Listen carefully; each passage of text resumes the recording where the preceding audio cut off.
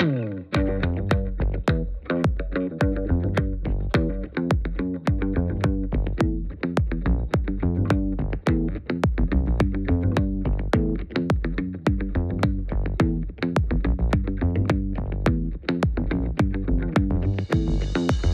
what's up, everyone? Welcome to episode 1 of Top Shelf Tech.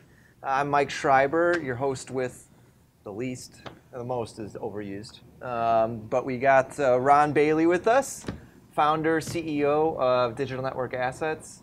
We work together. Yes, This is our show. That's right. But we thought episode 1 would be great to do internal, feature us, talk about your story. Yeah. Because he's lived a wild life. A lot of stuff's happened. Right.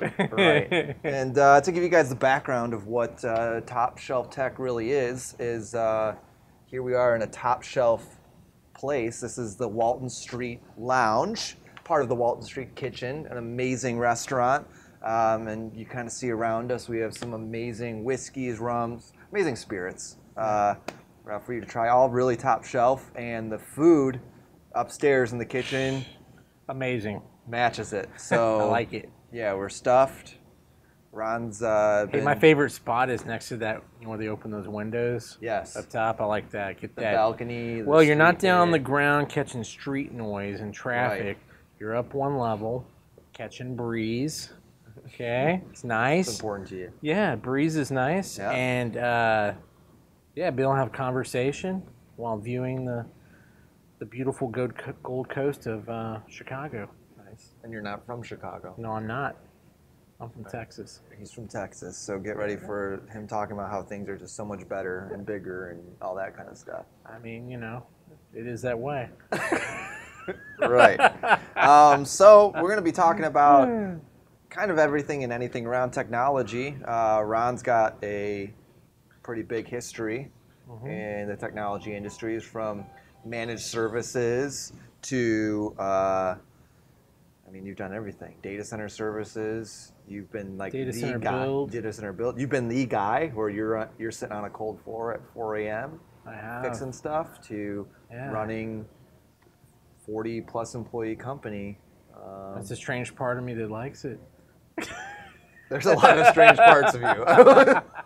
that's one of your strange parts. Right. That's But anyways, man, tell me a little bit about your story, where you came from, how you got to this point, what you're schooling. Well, we're schooling up now, but tell me your origin story, and then we'll jump into some of this awesome. How far rum. back to go? Like to a child, or? I mean, when you came out. When That's where we really want to start. Okay. What was it like? What was the first light you saw? Okay. Well, I won't go that far, but I will bring it back a little closer. So, how did you get into technology? How about technology? that? What really brought it there?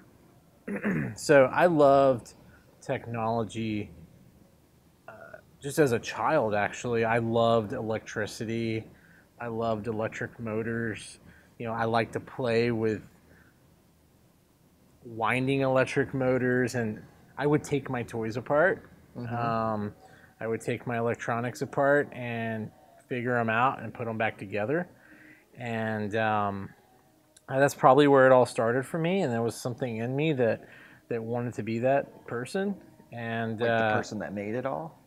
Or just... Yeah, like I wanted to understand. And then I think later on I would kind of understand that I would love to just be in R&D, and come up with new creation, new evolution in technology. I think it took a few years of business and working in technologies that already existed.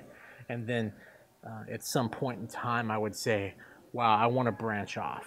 I want to make it better. I don't just want to ride the ride with everyone else. I want to build technologies and do something different than everyone else and be an innovator. And so that's really where my passion lies now, is, just seeing, I see technologies out there, and some technologies, yes, maybe I don't have understanding of.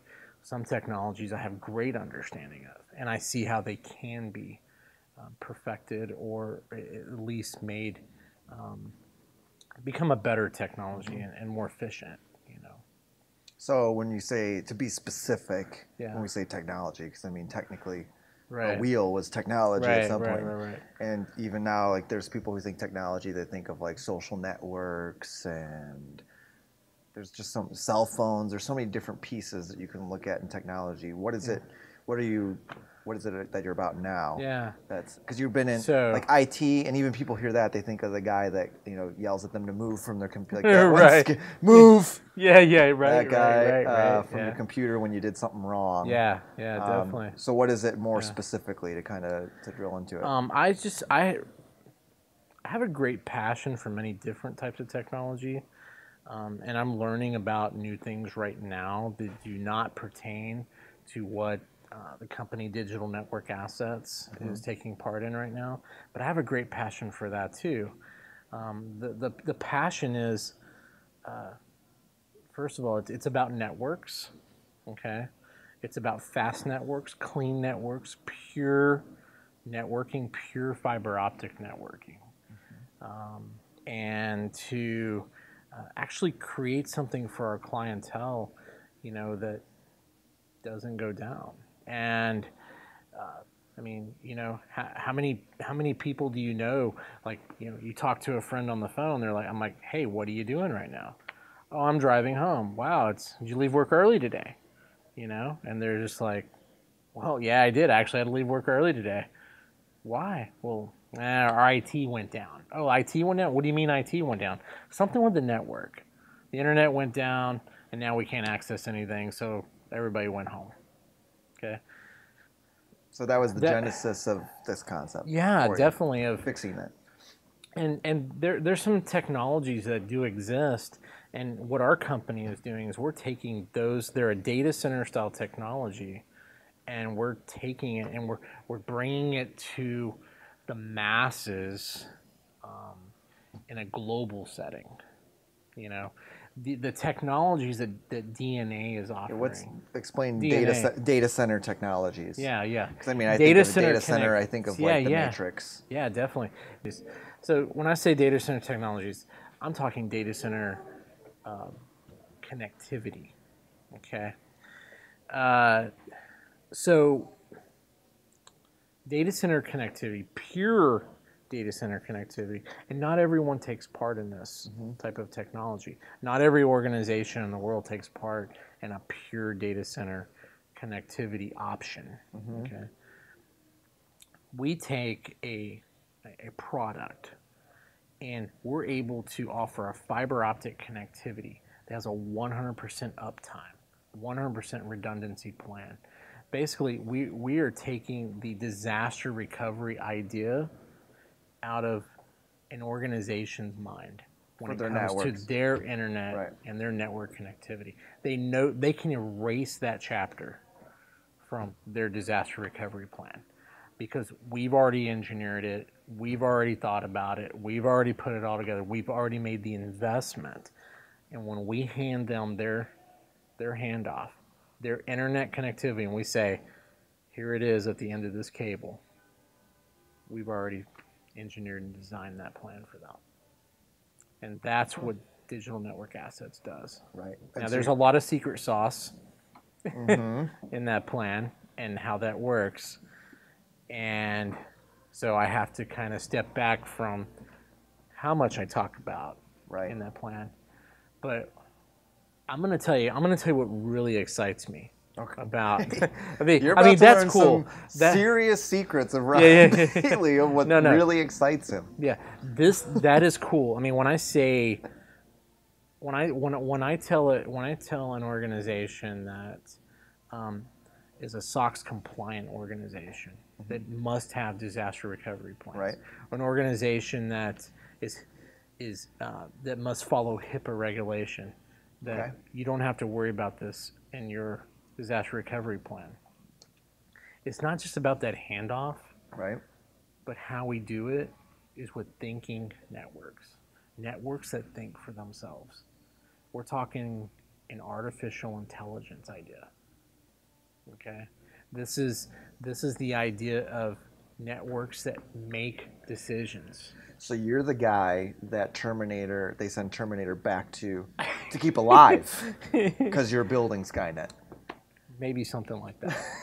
I don't know if it's that intense. I don't want to be known as the Skynet guy, okay? If it happens, well, okay. But I will say that thinking networks, we're talking a technology that makes decisions on a global, in a global stance. But I guess explain that to me, because are we talking about, obviously it wouldn't be a hardware level that does that, it'd be a software level. It is a conglomeration of hardware and software technologies.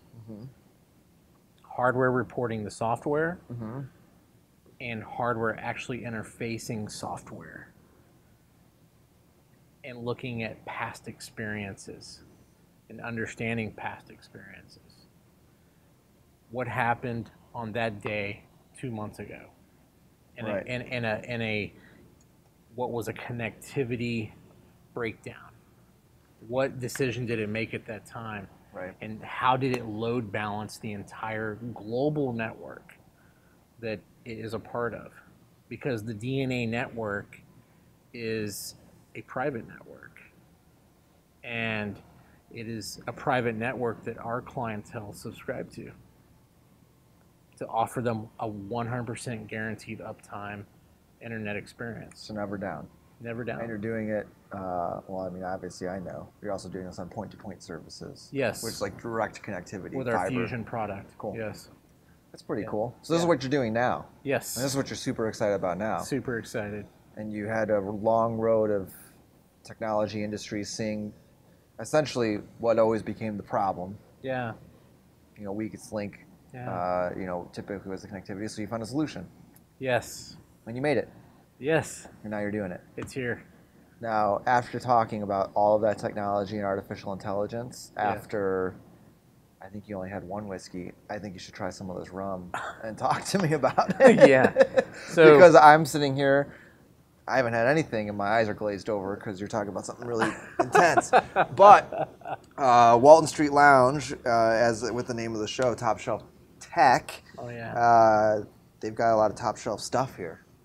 And you saw one that you are a fan of already. We should have made you take something that was new. Yeah, yeah. But you know about this one. And you just I do know about this one. And I know about some other rums too. We know about some more rums. There's many more wonderful rums. Yes. Here at the Walton Street Lounge upstairs. Right. And this is the Plantation rum. It's the OFTD. Yep. Old-fashioned, traditional, dark. Yes. And you love it. I have tasting notes on it that I'm going to look at some of the notes on it and kind of let everyone know what's going on. Yep. But I'm going to pour you some. Oh, yeah. And you're going to have some. Yeah, definitely. Maybe we should have you have more than... Not too much. Just enough so I can stay focused. I don't want you focused. I couldn't pay attention to you focused. It was too much. And I want you talking about like future technologies and all that kind of stuff. There you go, my friend. You enjoy that. Yeah. Plantation, OFTD, Walton Street Lounge. Great place to get it. I mean, it's a cool place to sit. And Number one, this place is awesome. It is an awesome place. No, you walk in here and you actually want to live here. You want to move in. I would make this like my den. This could be like a home. This is cool. Should we just like you're right here. You're in the Gold Coast, man. You're here. I mean, where else do you hang out in Chicago but in the Gold Coast? This is it, man. Right here. Working. At State Street and Walton. I mean, I'm working the ass for, man. Oh, yeah, the location's important. State Street and Walton. Yeah, you're around great hotels. Yeah. All kinds of cool stuff happening. So what do you get on the nose with that one? Number one, the first thing that I get on the nose is the 69 proof. That's awesome. That's so you're gonna turn it. This is like in Super Mario when you get the little like rainbow flower and you turn into the fireball guy. Yeah, it's like that. No, you get the fireballs, so you're gonna drink that, and that's what you're gonna have. Tell me something maybe a little more pleasant than the burn. of the 69 proof. I like the burn. It's cool. Because you're from Texas, right? That's right. That's what it is. Okay. Oh, it is 69% alcohol. Yeah, it is. It's overproof, 69%. I am smelling the vanilla and the caramel. Mm-hmm. That's what you're getting out of it. And that's what I smell right now. Now I'm going to taste it. Because the maker talks about coffee, orange plum, jam, truffles. Yeah. If you ask any of the And it is still breathing. It was just poured, so it does have to breathe a little bit. And this is going to be pretty feisty. It's going to take a while to breathe out. But I don't want it to breathe out too much because it's rum. Okay. But for you, are you much of a rum, whiskey? Because some people aren't. This is going to be fun. The reason this is going to be fun is because some people are going to be like, I don't even like this. This is disgusting. Of course. Yeah. And it could be like a $200 bottle of whiskey or something. So I love dark. You were a wine guy first. I was a wine guy. I was a red wine guy first. And I still am. I love a great deep red wine, Super Tuscans, blends, especially a Cab Franc. A little hard to find, but there are a few out there, and they are amazing. And then a Cab Sauvignon, I love those. Any maritages and blends, any maritage or blend with a Cab Franc in it or a Cab, the right mix. There's some of those I really love, and I'm sure that I don't know if we'll ever taste them on this show, but I know it's top shelf tech, right? Yeah, they got some top shelf stuff. There's upstairs. some top shelf wine here too. Yeah. So, but I don't know if the wine's going to do the job that I want it to do on my guests fast enough. Yeah, well, red wine tends to make me more goofy. With some gelato. With some gelato. You've been there for that.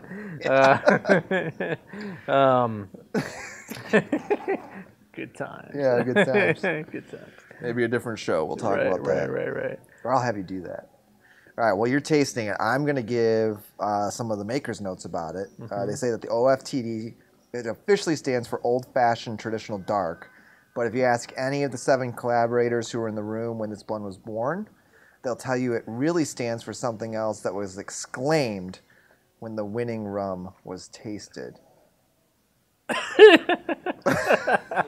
What does that mean? I'm guessing the F stands for a specific word. Yeah, I'm guessing that too. Probably something we probably shouldn't say on the show. We haven't decided whether it's gonna be a family show really or not. Well, we all have children, so you know. Yeah, they're gonna see us on the internet. I want my kids to be able to watch it, so. And like you after. And like me afterwards, and not be disappointed in their father. So So. Yep.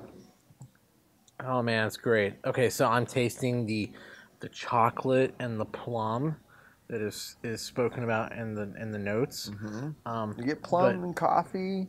And on the nose. I'm getting also the oak from the barrel, which is really, really good.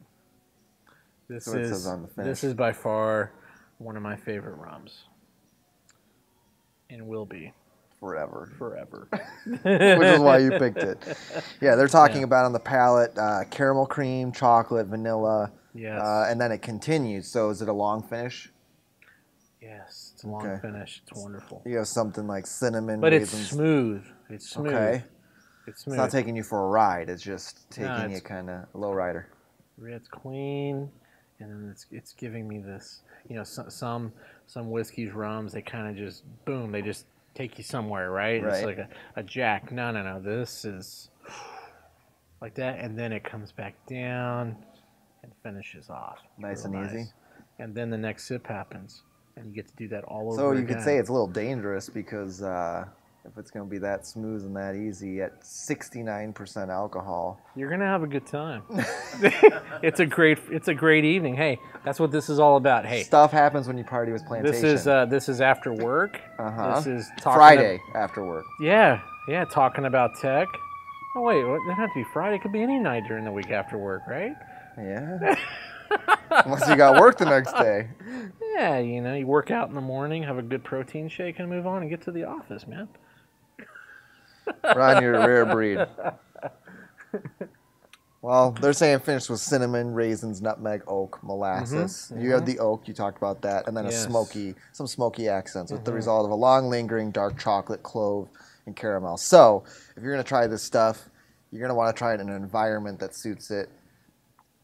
Here, Walton Street Lounge. The Walton Street Lounge. Cool. This is it. I want you to drink like all of that fast almost, because I want to see what's going to happen when we start talking about the future of technology and where you see it going. Because you have such a perspective on it. We might be ready for that right now. You ready? You're there? I'm there. Okay. Yeah.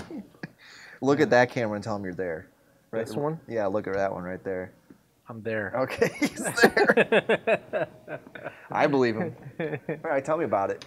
What are you seeing with all the future of tech without giving away your special ideas? Because I know you have some ideas here that are a little crazy. That you're keeping up your sleeve. Right. So let's talk about. Let's talk about my greatest passion. Wait. I think we need to address something. Let's do that. Area 51 raids. Yeah. The Area 51 raids. Everyone talk. Chuck Norris just joined. I'm in. That's all it took. I'm thinking my F-250 Super Duty with a big missile launcher on top. I don't know. Yeah, but cool when like that gets melted by like a hidden Tesla coil underground. Then I'm on foot. Okay.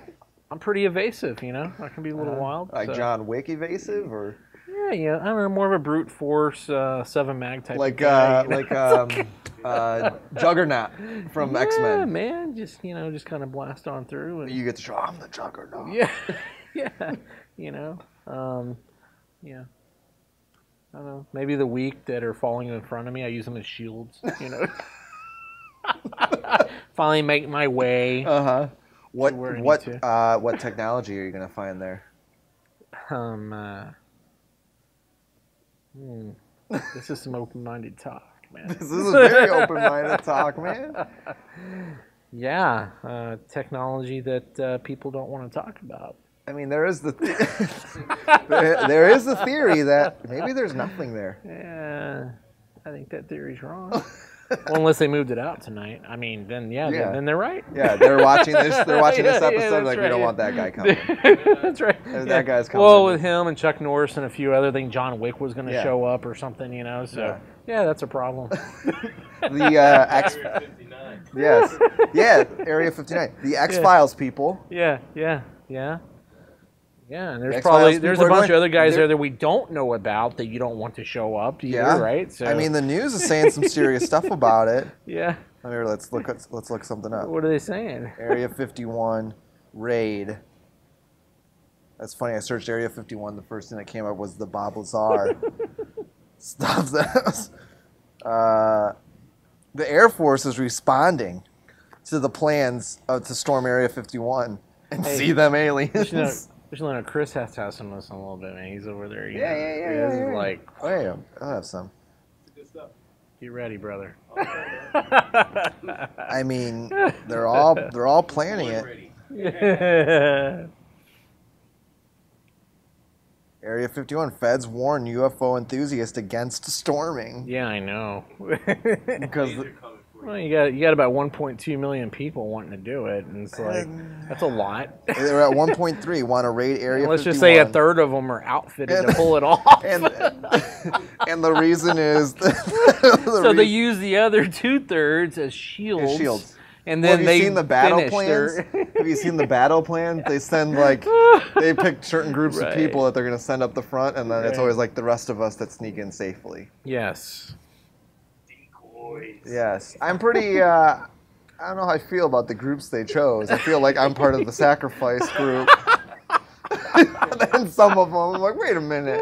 I don't want to be part of the group that's, but you put me in both. Do I get to choose? You got to come down to Texas, man. We'll take care of you, man. We'll get you'll give me some guns. Yeah, we'll get you all hooked up, man. Well, they said one of the groups that's a sacrifice group is the overly armed group that thinks all their guns will protect them. Oh, right. So yeah, you need some thinkers in there.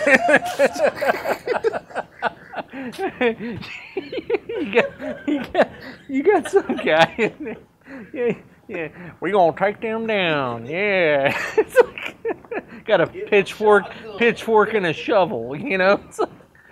He probably gets the furthest. He walks too. He walks the whole time. He doesn't run. He just walks with the shovel over his shoulder with his dog. That's blind. Yeah. No. It's in one of those little dog wheelchairs with the two wheels in the back. And he's the only one that makes it in. Yeah. The rest of us had gear, ideas, whatever, and gonna pull out his we're iPhone? dead in a desert somewhere. And He'll pull out his iPhone. He makes it to the front door. Yeah, he's going Facebook Live. He gets to open the hangar and see what's there. Yeah, and then we Facebook didn't get Live. to. He's doing it. I told y'all. I told y'all. I told you. That's hilarious, man. I think that's how it's going to go down. Yeah. But what do you think they're really going to find? Do you think the raid will actually happen? Because there's like a I date. don't know, There's man. a planned date.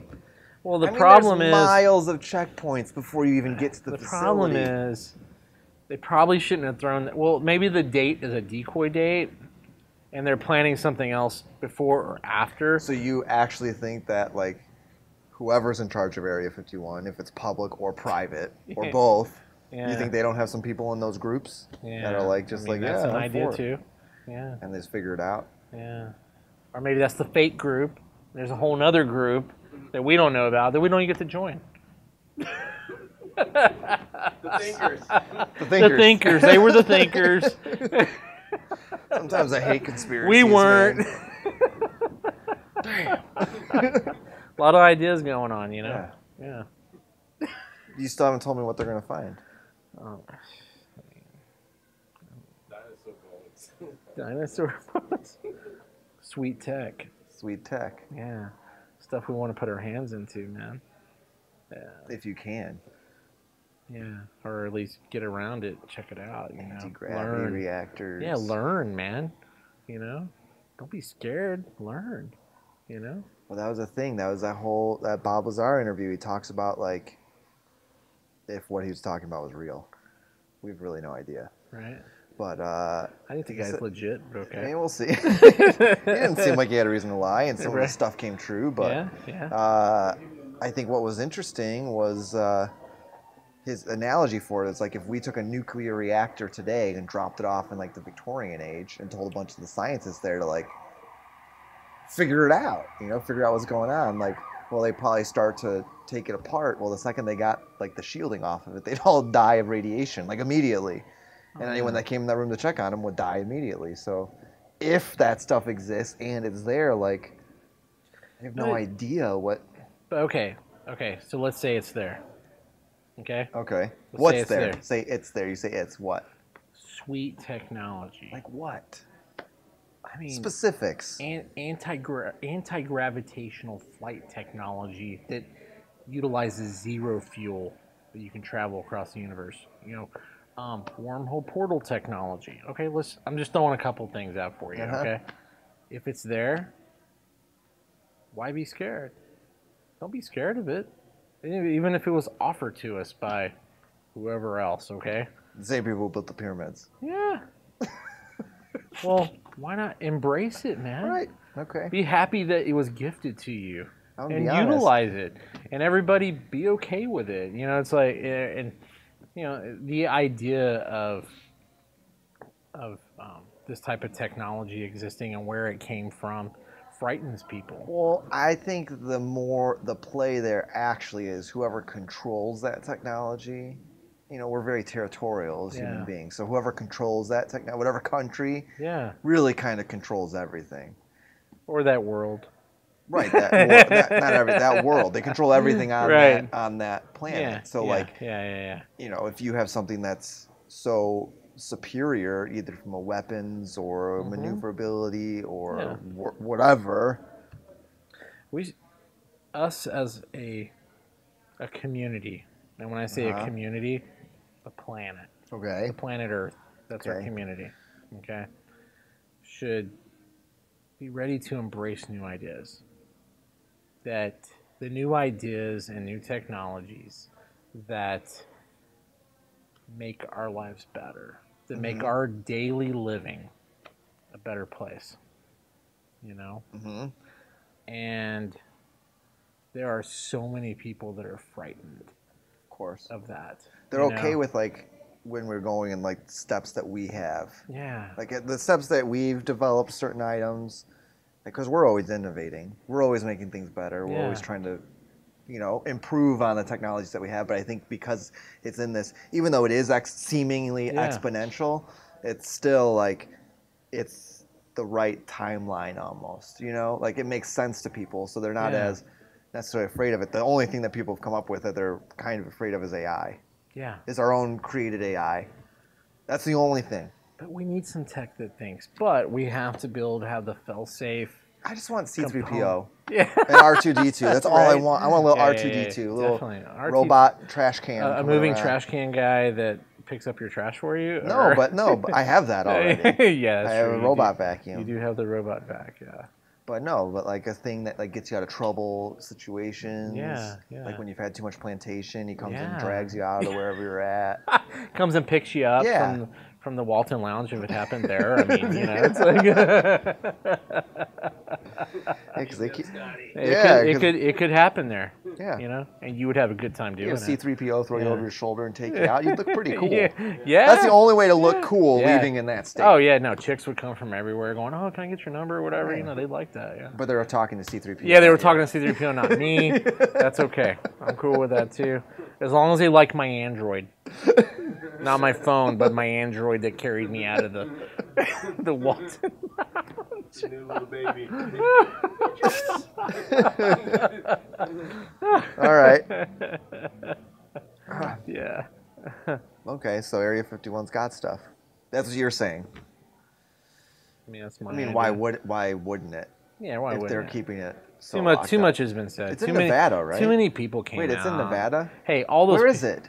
Is it New Mexico? No, Yeah, wait, or is that Roswell? I thought that's that's where they- Roswell's, New Mexico. But I thought that's where they started, Area 51 is 51. in Nevada. Am I correct?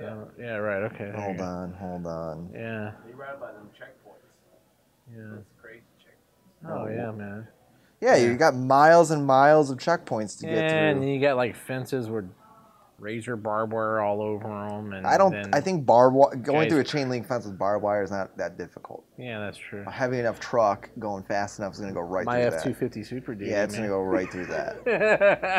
But it's whatever's in the ground Yeah. after that. Bunch of my buddies from Texas in the back, man. Woo! Like that. They're going to be like, let them get closer because we got to see this.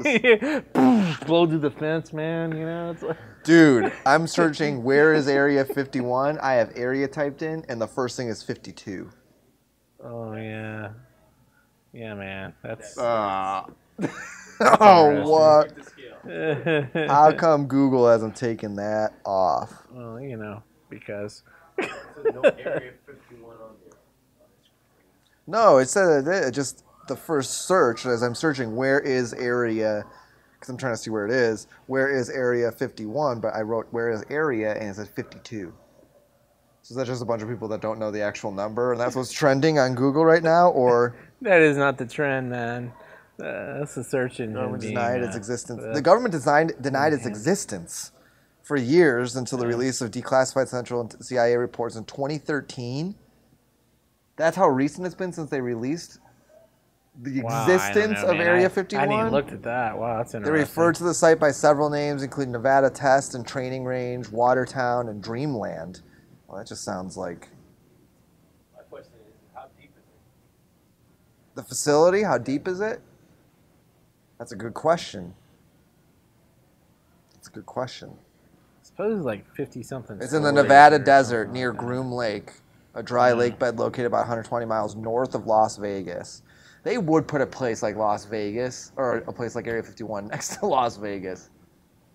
Put a bunch of flashing lights. Like it's like a bug. You want to hang out. Yeah. You want to hang Yeah. out on your patio, so you put a bunch of bright lights and That's stuff right, over yeah. here, so the bugs don't bother I'm going you. to the bright lights Yes. like that, and then, but this thing's happening over Yeah. here. It's Yeah. Like, it's like, oh, there was something going on. I didn't even Look, a see shooting that. star going Yeah. back and forth. Middle of nowhere. Shouldn't have drank that plantation Yeah, at that yeah, bar little- and at little that too much. casino. Yeah. Since that's where they developed, I guess, and tested the SR-71 Blackbird, Right. which they hid forever too. Yeah. So, anyways, so you're storming Area 51. Good. Now they know you. Yeah. They know that's you're a cool. target. I mean, yeah, it could be. Yeah. They're gonna recognize your face with some crazy facial rec, Yeah. stuff. But Yeah.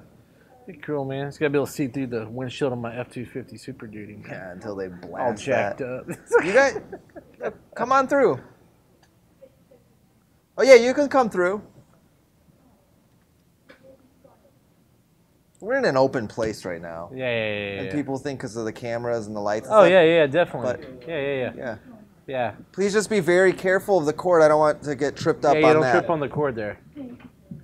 No problem. Sorry to bother you. Oh, no, Jim. you're fine. Sorry for us being in the way. Yeah. Have you ever been to the restaurant upstairs? Yeah. Oh, it's so This good. place is awesome, isn't it? Oh It is yeah, this is beautiful. awesome. Yeah. It's a great spot. Yeah. Yes. Yeah, it is. Yeah. That was a great segue out of Area 51. Oh yeah, man. that was Some perfect good because stuff. we Yeah, can yeah. stay up. You know. Yeah. This is going to be on YouTube. Oh yeah. They'll get taken down because we just revealed all their secrets. Oh yeah. All you need is an F-250 Super Duty, you're in. Oh yeah. No, yeah, you can do anything in the F-250 Super Duty. Yeah. Hey, my kids, man, they're like, "Yeah, we love your truck." I was like, "Really? Thanks, man." I mean, it's cool and all, but man, we feel like we can go anywhere and do anything. I was like, "Yeah, you can." Ain't a tank, but it's pretty close. Or you get the famous last words of every, was it the famous last words of every hillbilly? Yeah, what's that? Hey, y'all, check this out. Hey, y'all, check this out. I thought it was, hold my beer.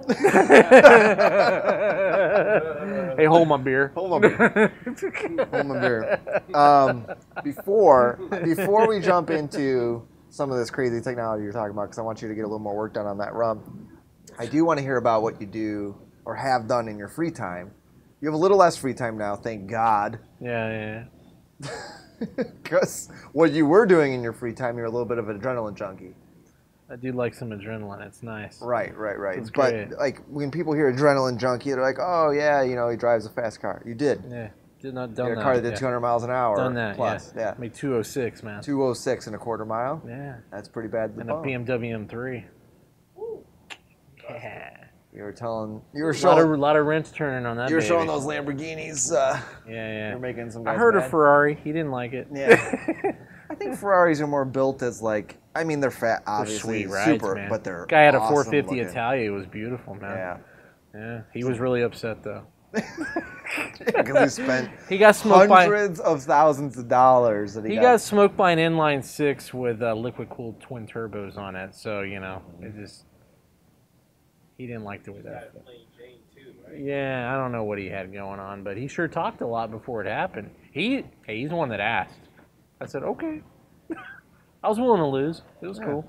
I thought I might lose. I didn't know it was going to happen. You know. Yeah, for sure. Yeah. So what are you doing? Besides the car, you do some crazy stuff that I'm trying to convince you not to do because we work together now. Yeah. And I need you to stay alive. Yeah. But you jump off stuff. Yeah. It's awesome. High heights. You jump out of perfectly good airplanes. Yes. Yeah. Like there's no reason to be jumping out of the plane. Little wingsuiting and some base jumping. It seems like 200 miles an hour is like your speed. I like it. Feels good. Well, tell me about wingsuiting. Nothing like the adrenaline dump. But not only that, and all these amazing chemicals that your brain wants to release. You know, you've got endorphins and dopamine and all kinds of cool stuff. And when it just all dumps at one time, you know, and then you land, you can really think. You spend the next 5 days thinking, relaxed. Oh, but I you like it. you did have a scare. I have had a scare. Yes, I have. Are you willing Yeah. to talk about the scare on Yeah. the show? Yeah, I can talk about this. Well, tell the story. Tell the story about when the wingsuiting, Um, because you land every time you wingsuit. Every single time someone wingsuits, they land. You it land just- somehow. Exactly. So every time, everything comes back to Earth. Right. Yeah, definitely. Unless you wingsuit into Area 51. and So you're vaporized. You don't. wingsuiting with some friends that actually. That's right. You'll probably get shot down. I don't know, man. Unless they got like one of those Sea Whiz guns. Have you seen those? Yeah, that's some crazy tech too. Yeah. That's some cool technology. Yeah, it is. But anyways. And so what I you're- love about this show is that we're going to be able to cover lots of different types of technology. I mean, it's just going to go not everywhere. just like I love networks and I'm kind of rolling into the biotech area, and I really love that and enjoy that. And those are things we will talk about in this show. But then there's like weapons technology, and there's things like there's things we can talk about that like, hey, we don't have any experience in, but we'll have guests on the show that have experience in there. Of course. You People smarter than us. It's yeah, always definitely. better. Yeah. They Then have. we actually don't have to say anything. I can just sit here and say, hey, you. Yeah, this show's about new, fresh ideas. Yeah. It's not about the ideas of 20 years ago. Yeah. It's about new tech, research and development and designing and the evolving of new technologies, and the word, and just like you said before in the beginning of the show, technology is such a broad Yeah, it's a broad brush. It's a really you paint with a really broad brush when you say it. So the specificity of like what you dive into. I'm excited about talking with people that understand things that I don't know anything about, and I want to learn from them. That's why I want to be introduced to new technologies. That we're gonna have to get another camera, man. Yeah, I know. Yeah. Another camera and microphone. We already did all that. Yeah. So you were wingsuiting. Wingsuiting. So I have a great group of friends that invested some time in me during a time when I was kind of going through some personal things, and they said, "Hey, you want to jump out of a plane?" I was like, "Yeah." I always wanted to, but there was something about me that wouldn't do it. But like I was skydiving. But I was ready. You were thinking just skydiving. I was thinking just skydiving. Right. And they took me, and I did it, and it was awesome. And this is not a plug for skydiving. You're not advocating for anyone to go skydiving. Oh, okay. You're telling a story. I just want to make a story. I'm just so, our own disclaimer. I don't need someone saying. Right. These guys on YouTube told me go skydiving. Yeah. Anyways. And then I did it, and it was amazing. And I had an amazing weekend of a lot of skydiving, and quickly, they taught me the basics of base jumping. Which is, for people who don't know what base jumping is. It's more of a low-level style jump. Specifically, isn't it like building, antenna, structure? Yes. Elevation or something? Yeah, elevation, yeah. Hey, how are you welcome. doing? Oh, that's great. Just trying to be nice. Yeah. No, we were. They were nice too. They were a little intimidated by the... I think the lights and camera. Yeah, the camera gear and all that. They're like, oh, what's going on in here? I'm intimidated by it too. Yeah. What are we doing here? So learned a little base jumping, and then quickly it turned into wingsuiting. And wingsuiting is a completely different animal. And I was taught at high-level elevation, which is where a person usually learns to wingsuit. And then I quickly moved on to more of proximity jumping, which is cliff jumping from mountain ranges and basically from mountain ranges. Wait, so proximity means, you've explained this to me before, but it means that you're staying like close. Proximity is understanding how to control yourself in a wingsuit. Right, but you're close to the mountain's edge. Of course, yeah. You're running through the valleys of mountain ranges, and at the same time you're taking advantage of speed that you can take on while holding your elevation and taking the longest flight possible, staying in the air as long as you can, and usually, I have never wingsuited alone. I'm definitely not a professional. I was taught by friends that I would consider them professionals. We pick what you call a line down the mountain range, and you say, we're going to go that way. And everybody kind of understands it. We even look at it on a map. And then there's going to be a clearing. There's a place where we all decide we're going to land. Right, so you pull your chute. Yeah, and the chutes that we use. How high do you have to be to pull a chute?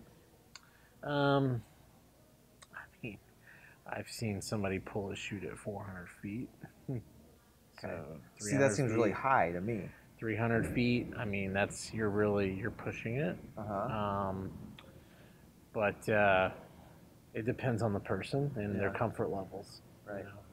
So I've seen guys throw a shoot at, you know, when I say throw a shoot, not pull a shoot, but actually jump and then just toss their shoot.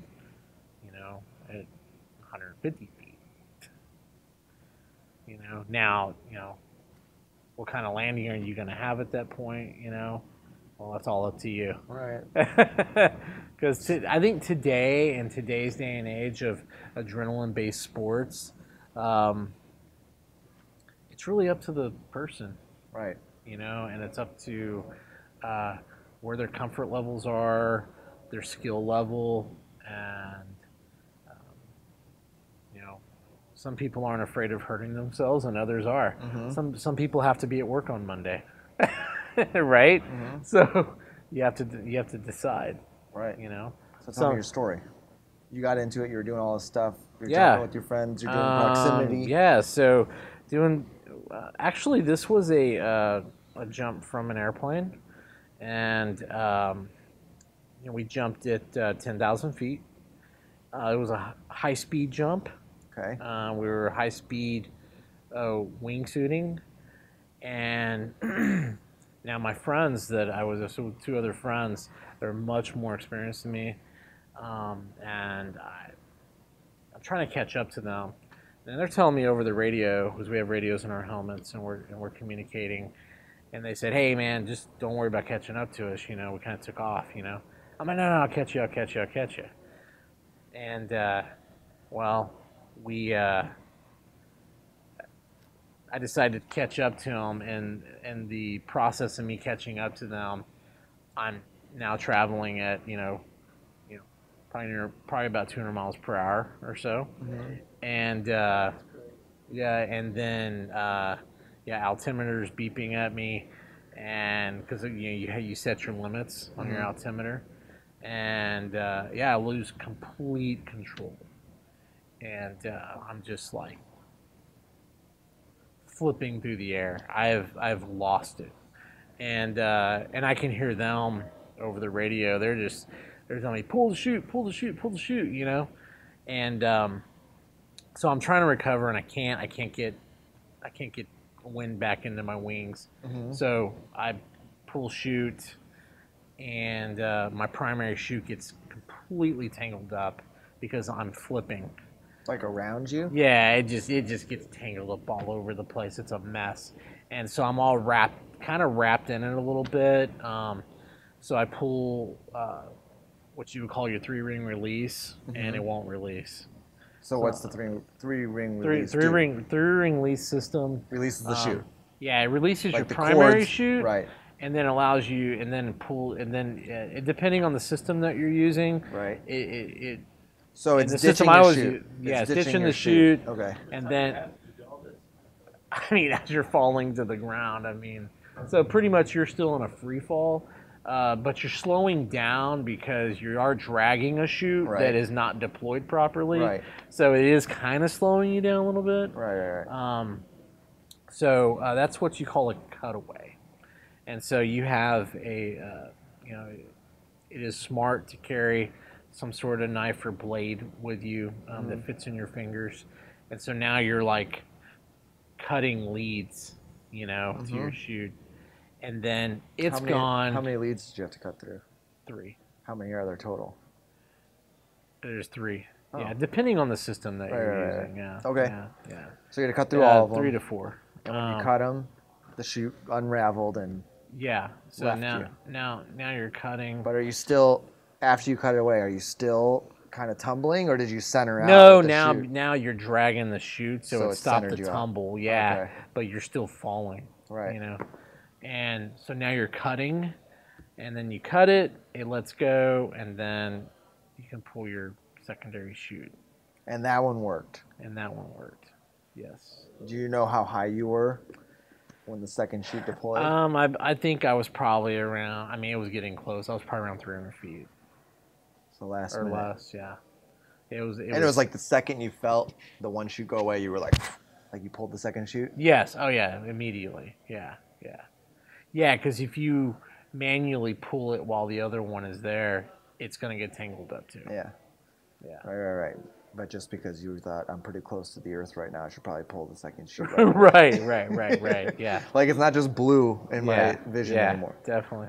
Wow, that's crazy, man. Yeah. And now you're here talking about technology. That's cool. Yeah. I'm happy you made it. Yeah. No, it's kind of because we're friends. and you know, again, it's part That of would have that. been a really crappy way for you to stop returning my calls. Like, right? Man, Ron doesn't answer the phone anymore.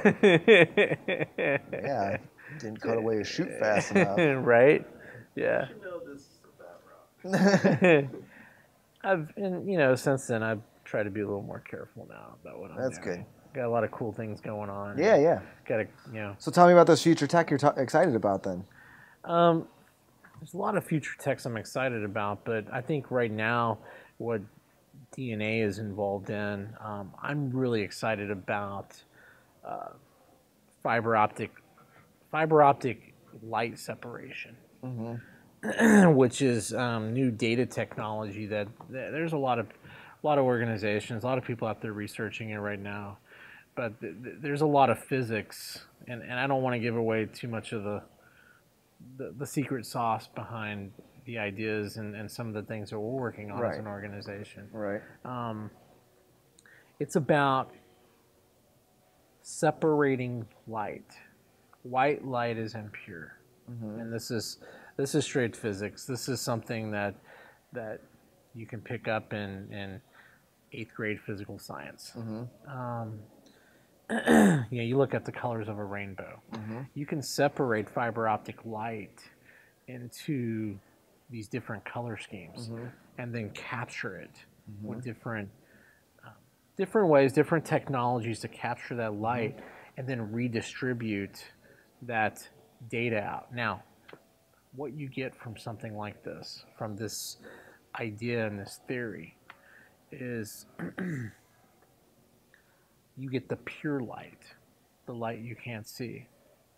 The white light is dirty. It's not impure. But there's a pure light amongst that light. And that is capturing that light, utilizing it, and transmitting data on that light path, on that light frequency. And those are some technologies, the future technologies that Digital Network Assets is working on. I'm super excited about that. Yeah. Because I already know I'm excited about it. I'm already excited about what we're doing as a company. Right. Offering a 100% uptime. Right. Redundancy connection. Okay. But moving into this new developmental technologies and actually providing, less than nanobit a second. Right, it solves another problem. It really kind of puts things at a remote location in real time, literally real time. Not, yes. I mean, there's no perceived difference. Like with a human being, we would not perceive a difference. From real time versus, and that all kind of comes together with processing power of computers, processing speed of computers. So it just really kind of changes the game. Well, and it's cool because you just kind of you were saying something. It solves a problem, and our COO and a great friend to us, Brad. He has said something to me for years, and he's I think he's older than us and has a lot more wisdom than us. Papa Brad. Yeah, Papa Brad. But he says something, and he says. Before you say it, Papa Brad or Father Brad? I think Father Brad makes him sound like a priest. Yeah. So I think we should go with Papa Brad. Papa Brad, yeah. And Grandpa Brad is just too much. Yeah, it's not bad. Well, he's not that old. Well, he looks like James Bond, so. Oh my gosh, he does. He looks like James Bond. Which one the most, though? Yeah, he looks like the Pierce Brosnan version of James Bond to me. It's my idea. I was going to say, what's it, Timothy Dalton? Yeah. I mean, hey. I think he's got the Timothy Dalton look. You know what? I go somewhere with a guy and women just start wanting to talk to him, and then he's pushing them away and saying, "I'm married. You gotta leave me alone." He does. He pushes them off. I'm so proud of him. He's a great guy, man. He's awesome, man. He's got that wavy hair. That, Yeah, he's got an that amazing voice. Oh yeah, yeah. He's all chiseled face look and We all. gotta get him on the show. Oh yeah, he'll be on. Yeah, for Let's sure. fly him up here. Yeah, yeah, yeah. And he'll bring TX. Yes, that'll be. Matter of fact, I've already talked to the Walton Lounge. Yes. They're gonna bring it. They're gonna bring some TX in. I've already talked to Kate. Awesome. Yeah. So wait, Yeah. what does he always say though? What Brad always says is, you get paid for the problems that you solve. That is like, I love that. Mm-hmm. You know, you get paid for the problems that you solve. Is that why psychiatrists make so much money? What? I mean, By the hour. yeah, whatever you and your psychiatrist have going on, that's cool, man. It's like, talk about that later. We'll talk about that later upstairs. I got a problem to solve. Oh man. Well, No, cool, man. there is a future to networks, and it is actually, copper's gone. It's just not the way you deliver What data. about wireless technologies that are coming Wireless. out? There's some really cool stuff going on with wireless. This whole 5G thing, I think there's some scrutiny here. But yeah, there is some scrutiny. I mean, there's a lot. It's super efficient. Uses less power. Pushes a whole lot more data. There's a lot of benefits to it, but there's also the other side of the fence, which I think has always been around with cell technologies, Yeah. which is What is it doing to us, to us as people. Like physically doing right. to Like us? the state of Yeah. I think it's Louisiana. They halted the rollout of 5G until Wow, I there was didn't more know study. that. Yeah, Okay. yeah. That's it. Well, See, we need a professional Google searcher. yeah, we do need that. Yeah. Louisiana holds rollout of 5G. I think that's a thing. All the ads for Qualcomm, Verizon. The truth about 5G, what's coming, what is not. And this is not an article that's showing up. Here's Verizon's secret 5G home coverage map. Wow, people got a lot of stuff. Trump administration's pushing 5G. I thought they were. Now I can't find it, so now I feel like it's Maybe it's when articles disappear. I get the little... search engine's been edited. It's cool. It happens, right? Good. It works. You're all fine. They're doing it right. Close your eyes and open your mouth. Yeah. The 5G technology has a lot of questionable ideas about it and what it's doing to us as human beings physically. From a biological standpoint, Right. How technology can actually How we interface. affect people Right. and their physical biology. It's cool technology, don't get me wrong, it's sweet. But I will say this, there is no wireless technology that can compete with fiber optic technology. From a speed standpoint. From a speed, and not only speed, reliability. It's infrastructure. Right. Not a frequency infrastructure. It's physical infrastructure. Well, it all comes back to Yeah. wired Yeah. at some point. Yes, most definitely. And so the future still at this point, no matter what anybody wants to think or say, is about physical infrastructure, Right. technologies, and of connectivity. And that connectivity, what are we doing with it? Well, copper is old school. Yeah. Okay, dying out. Yep. Fiber optic has been out for some time. Yeah. Now more organizations and people and everybody's connecting with fiber optics now. But now what are we going to do with that? There's more physics in play. Right. How do we perfect fiber optic technology? And it is through light separation. And I like that. It just... Do you think this ever ends? That's where we go. Do you think we ever reach a limit? Like there's just nothing left on Earth resource-wise that we're able to produce more out of, or do you think that we just keep? We will become smarter. There will be more innovators. There will be people with more ideas. There will be people smarter than us when we're no longer here. Right. And they will have great ideas. Like they make connectivity out of rocks that we didn't understand. Yeah. There's some physics or there's something about the basics of, I don't know, like a piece of plastic sitting in front of me or something that we didn't understand, and then we come to understand it. Right. I mean, so it never ends. I mean, I think as a race, we just keep making things. It's like what we do. Yes. Yeah. And we should embrace it and support each other. That's what this show's about. Yeah. This show's about bringing people in that have ideas. Yep. And they want to talk about these ideas, and they have physics and proven science, proven scientific technologies, or even maybe it's a theory that can be proven through mathematics. Right. I mean, look at Einstein. He had ideas of science and technology that could not be proven at the time. They were theories. Or like Tesla. Yeah. Now they're proven now. Right. Right. Now we're proving them. And he's no longer with us. He's gone, Right.